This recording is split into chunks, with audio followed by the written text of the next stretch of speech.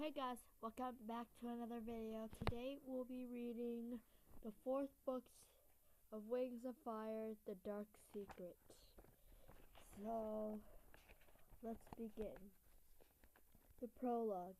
The ice dragons came out of nowhere.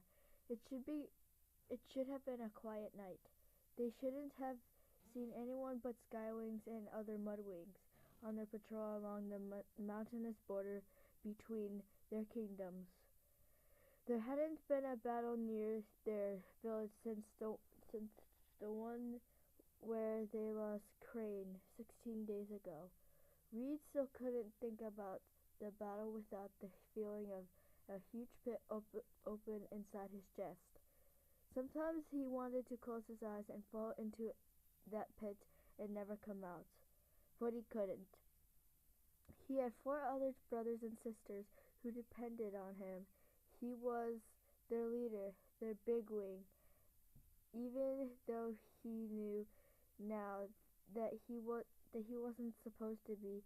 It should have been their brother Clay, whose egg was stolen before they all hatched. "Did you hear that?" Umber whispered, darting up to fly next to him. The smallest dragon in their Mudwing troop of siblings, Umber was also the most observant. Reed knew by now that it was always worth listening to him. "What?" Reed whispered back, tilting his head and straining his ears. His wings caught the air currents as they both soared higher and higher, and he studied the dark, jagged shapes of the claws of the clouds. Mountains. He couldn't see any movement or hear any wing beats, so he twisted around to check on his brothers and sisters, calling them closer. With a flick of his tail, in a moment, Peasant Sora and Marsh were flying in a close formation behind him. "I thought I heard hissing," Umber said, "somewhere close by." Reed glanced down uneasily at the shadowy trees that covered the mountain slope below them. Anything could be hiding in there. But the only sound he heard was Sandwing's general up ahead, calling at the top of his volume as if stealth patrol were only the funny name for what they were doing. "Move it, Mudwings," bellowed the Sandwing dragon. His squadron of 7 Sandwings, all fiercely loyal to Queen Bern, hovered behind him and grunting. I want to wrap up this patrol and get some sleep tonight." "It was probably nothing," Umber said to Reed. And that was when the 9 ice dragons suddenly shot out of the frost and attacked the Sandwings. It was so fast, so calculated, and swift and sudden that 2 Sandwings were sent spiraling toward the ground with shredded wings and blood pouring from their talons before Reed could even process that this was a real attack. Marsh shrieked with terror and grabbed Reed, nearly tumbling the big wings out of the sky. Marsh had never really recovered from their first battle, where he'd seen their sister Crane die in front of him. "I need to do something about that," Reed thought, "but not right now." "Marsh, keep it together!" he shouted, pulling his wings free. "Come quick, we have to help."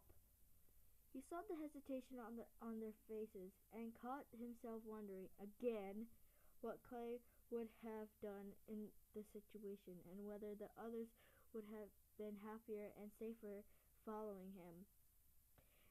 And also wondering whether they were wondering that too. But no one said what they must be thinking. It's a suicide mission. What help can we be? I don't want to lose another sibling. Instead they formed up behind him and dove toward the writhing dragon.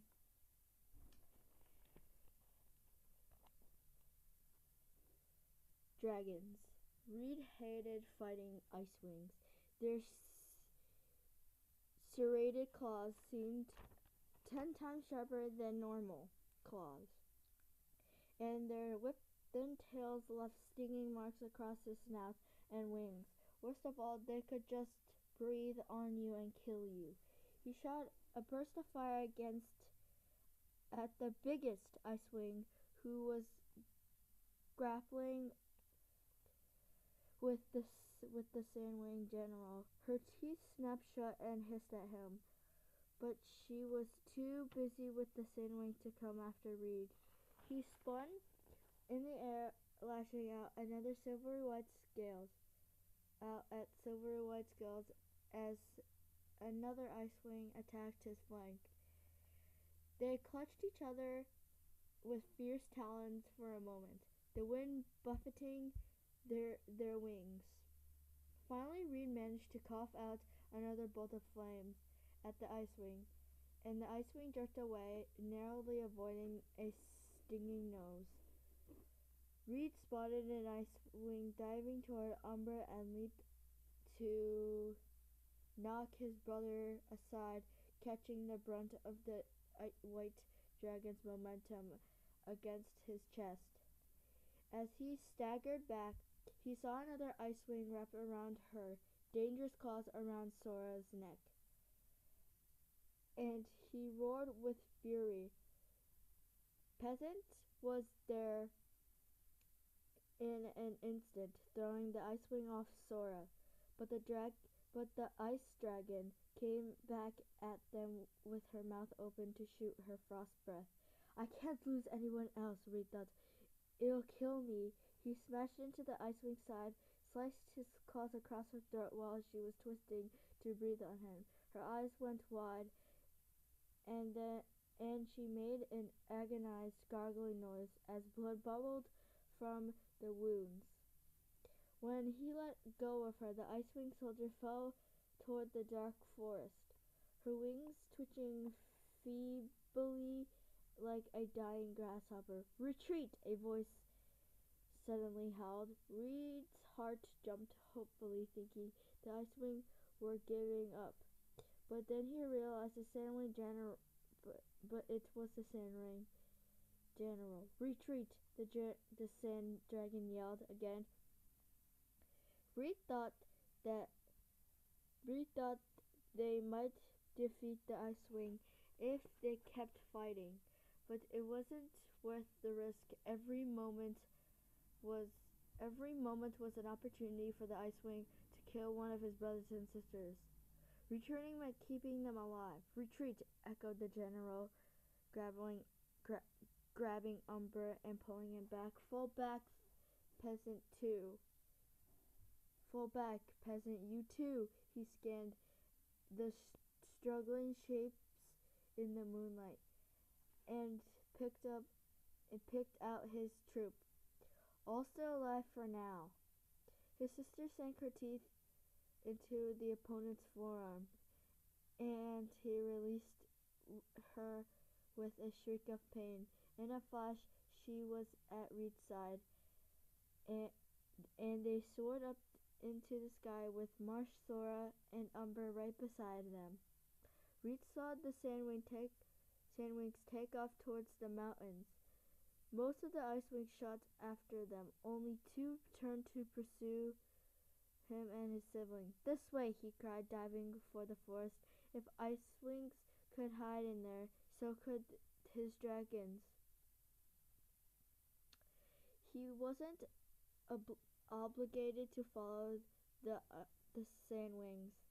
they'd probably make a run for the sky palace anyways, and he didn't want to lead the Ice Wings back to his village.